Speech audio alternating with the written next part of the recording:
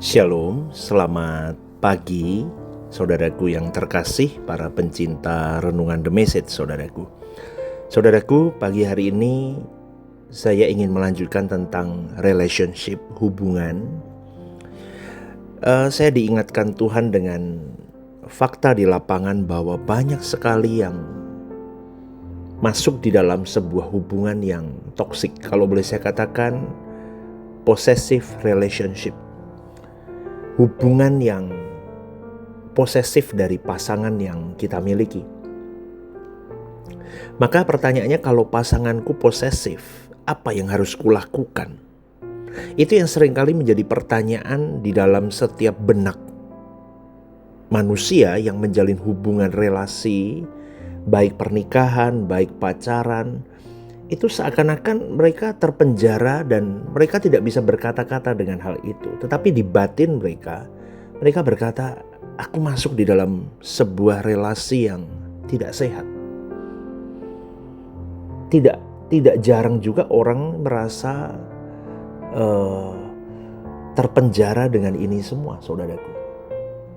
Maka boleh saya kasih satu hashtag, kalimatnya begini: belajar mengasihi tanpa memiliki, dan dimiliki tanpa diperbudak. Banyak orang berkata, oh iya pastor, dia posesif karena dia terlalu sayang sama aku. Tetapi di hadapan Tuhan, saudaraku, saya boleh katakan kasih yang Tuhan ajarkan itu tidak pernah melahirkan penjajahan atas hidup orang lain. Karena kasih yang sejati itu memerdekakan, bukan mengurung atau memenjarakan orang. Kenapa pastor ngomong begini? Karena saya lihat ya saudaraku ya, jangankan di dalam pernikahan, di pacaran, anak muda begitu ya, itu yang posesif luar biasa loh. Wah, itu kalau pergi harus kemana, kamu kemana? Coba kamu ngobrol sama siapa? Itu kalau ada misalnya nih ya, perempuannya yang posesif nih, lakinya deket sama lawan jenis lain padahal nggak ada apa-apa, itu pun dicemburuin, dicurigain. Apalagi kalau sudah masuk pernikahan, wah itu pasti pernikahan yang melelahkan, saudaraku. Dan itu banyak yang terjadi, baik di pekerjaan, di pelayanan gereja, di sosialisasi hidup manusia, itu banyak yang begitu. Wah, itu melelahkan dan itu akan jadi bom waktu suatu hari nanti. Maka sekali lagi saya ingatkan saudaraku, Tuhan tidak pernah mengajarkan kasih yang melahirkan penjajahan atas orang lain, termasuk pasanganmu. Karena kasih yang sejati itu memerdekakan, bukan mengurung. Firman Tuhan di dalam 1 Korintus 13 ayat 4-5 berkata begini, kasih itu sabar, kasih itu murah hati, tidak mencari keuntungan diri sendiri. Kasih yang posesif adalah kasih yang sudah tercemar oleh ketakutan dan tercemar oleh ego diri, saudaraku. Ya, jadi saudara dengarkan renungan ini untuk belajar. Kalau dari ada kalian masuk di dalam hubungan atau relasi yang posesif, coba dengarkan renungan ini. Ingat ya, posesif itu bukanlah buah kasih, melainkan buah dari ketakutan. Orang yang posesif biasanya digerakkan karena takut kehilangan.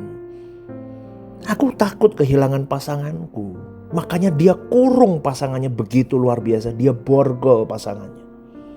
Ayo, kamu tadi ngobrol sama perempuan itu, ngobrol apa? Ayo cek HP-mu mana? Ayo, tadi kamu berhenti di mana? Habis itu dari pagi suaminya bekerja, dicek semua. Kamu kemana? Berhenti di mana? Ngobrol sama siapa? Ketemu siapa? Ngapain? Kenapa ketemu? Ngomongin apa? Terus apa? Apa yang kamu lihat dari orang perempuan itu? Wah, itu kalau nggak perempuannya atau lakinya. Ayo, kamu tadi ketemu laki siapa? Ngomongin apa?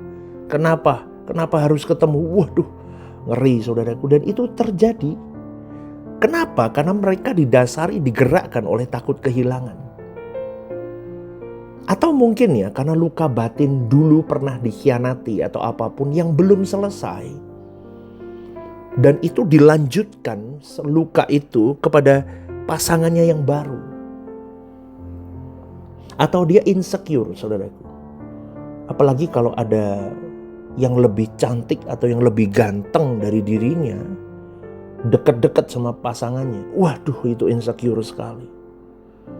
Ini fakta loh saudaraku, Anda tidak boleh menutup mata dengan hal ini. Ada banyak pasangan sakit jiwa saudaraku. Saya ngomong sakit jiwa, maaf ya, banyak orang gila karena saking takutnya merasa insecure sampai sebegitunya dia memborgol pasangannya.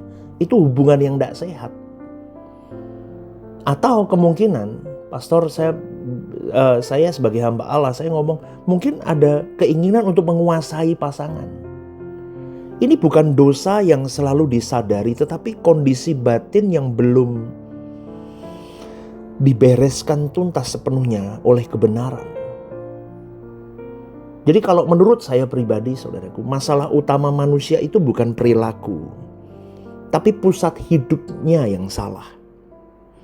Kalau pusat hidup seseorang itu dirinya sendiri, maka pasangannya itu akan dijadikan sebagai sumber rasa amannya, sebagai alat pemuas emosinya, sebagai milik pribadinya, seakan-akan dia milikmu utuh. Padahal pasanganmu itu milik Tuhan juga. Inilah penyebab berhala versi relasi kalau saya katakan. Dengerin baik-baik saudaraku yang punya perilaku seperti ini. Kalau pernikahanmu kamu lanjutkan begitu terus, atau pacaranmu begitu terus, itu jadi bom waktu saja suatu hari nanti. Terus kalau aku memiliki pasangan posesif, sikapku gimana pastor? Itu mesti ada yang bertanya tuh. Mungkin para pendengar renungan Damai dengerin begini, ya ini aku banget nih, pasanganku begini banget. Apa yang harus aku lakukan? Yang pertama saudaraku, jangan langsung melawan, tapi juga jangan menyerah. Banyak orang jatuh kepada dua titik ekstrim. Yang pertama tunduk total, dan akhirnya kehilangan jati dirinya. Dan yang kedua memberontak. Kalau memberontak, relasimu akan hancur. Ada dua titik ekstrim ini. Tetapi firman Tuhan berkata di dalam Yohanes 8 ayat 32, kamu akan mengetahui kebenaran, dan kebenaran itu akan memerdekakan kamu.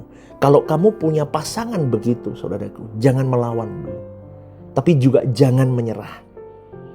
Dan yang kedua, periksa dulu apakah aku juga memberi ruang bagi keposesifan pasanganku itu apa enggak. Kadang kita kasih makan, nah itu yang jadi masalah.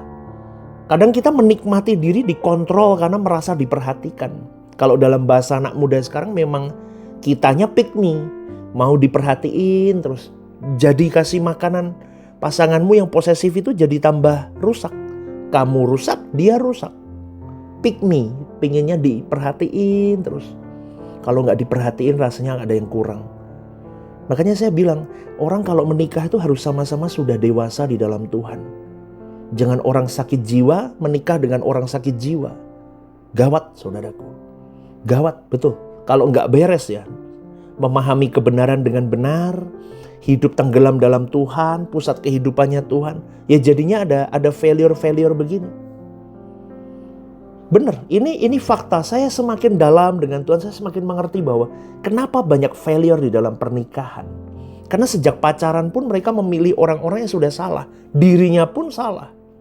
Karena tidak tenggelam di dalam Tuhan. Ya betul ya. Kenapa tadi pastor ngomong, apakah kamu juga memberi ruang bagi keposesifan pasanganmu? Karena tadi yang pertama, kadang kita menikmati, Anda menikmati dikontrol, diperhatikan. Atau Anda mungkin takut jujur dengan kemuakan itu karena takut ditinggalkan. Manusia sering berkompromi dengan yang salah demi kenyamanan batin. Itu yang sering terjadi saudaraku.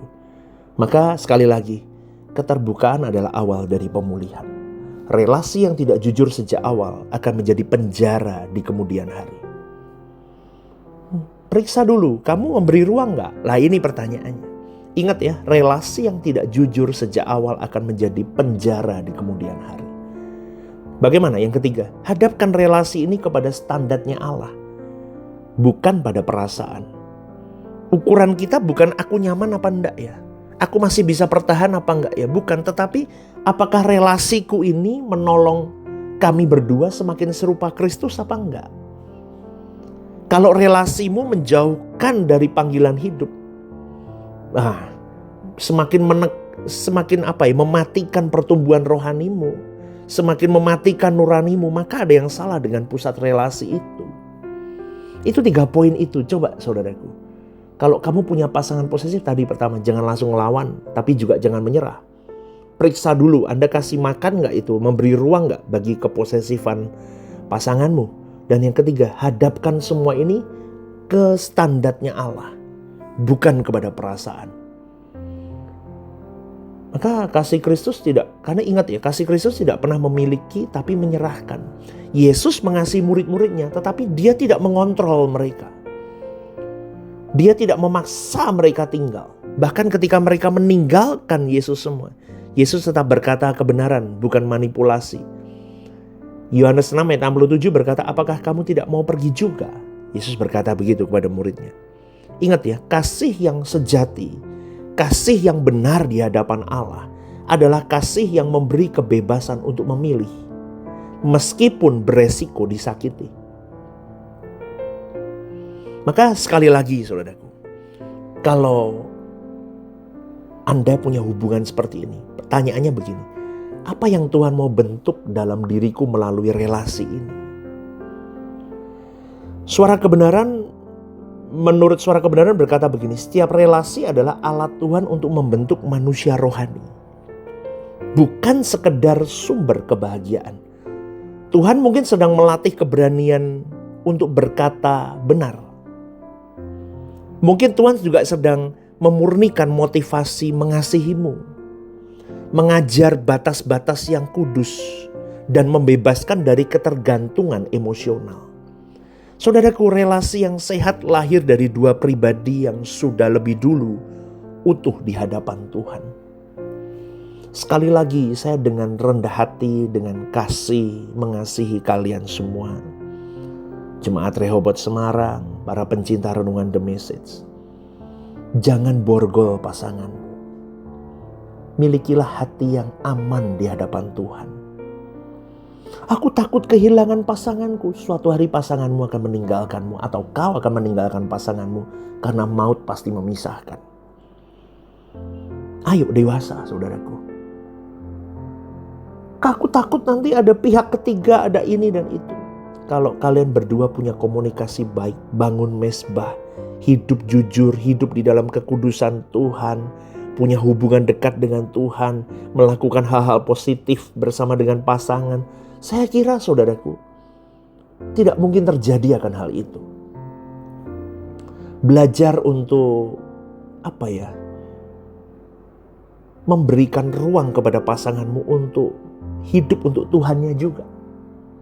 Orang yang diborgol dengan pasangannya karena posesif, lihat ya, hidupnya gak berkembang saudaraku. Karena pasangannya takut. Mau explore ini takut, nanti aku ketemu lawan jenis, istriku cemburu. Atau nanti aku ketemu lawan jenis, suamiku cemburu. Nanti ribut di rumah. Nanti ini dan itu. Wah, itu susah saudaraku. Maka jika pasanganku posesif, pertanyaan terpenting bukan bagaimana aku mengubah pasanganku, tetapi apakah aku sudah menjadikan Tuhan sebagai pusat hidupku, bukan pasanganku. Itu pertanyaannya. Kita dulu berubah. Kalau pasanganmu posesif saudaraku, kita dulu berubah. Benahi dulu. Kita tolong pasangan kita untuk trust, untuk kembali ke Tuhan. Benahi. Jangan dibiarkan sampai tua, sampai punya cucu masih posesif terus. Lucu saudaraku, dilihat kadang sudah tua-tua, rambut beruban, masih berantem gara-gara cemburu. Itu lucu saudaraku. Maka dewasalah, karena usia tidak menjamin seseorang itu dewasa di dalam hubungan. Tetapi percayalah, kalau kau tenggelam di dalam Tuhan, kau memahami apa yang Tuhan mau, yang harus ada di dalam hubunganmu, yaitu membangun keintiman dengan Tuhan dalam hubungan pernikahanmu, maka pernikahanmu akan baik.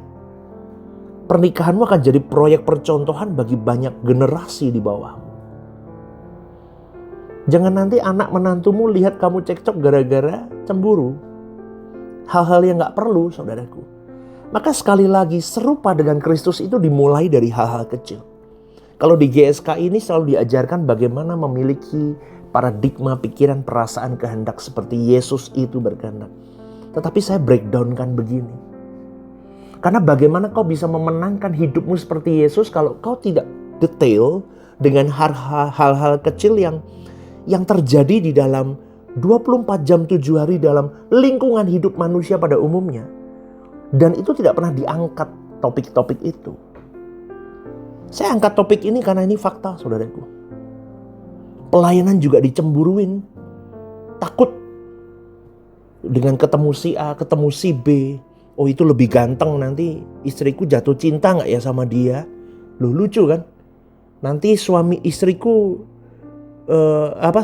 melirik gak ya perempuan itu lebih cantik, lebih baik dariku? Itu kan gak sehat, saudaraku.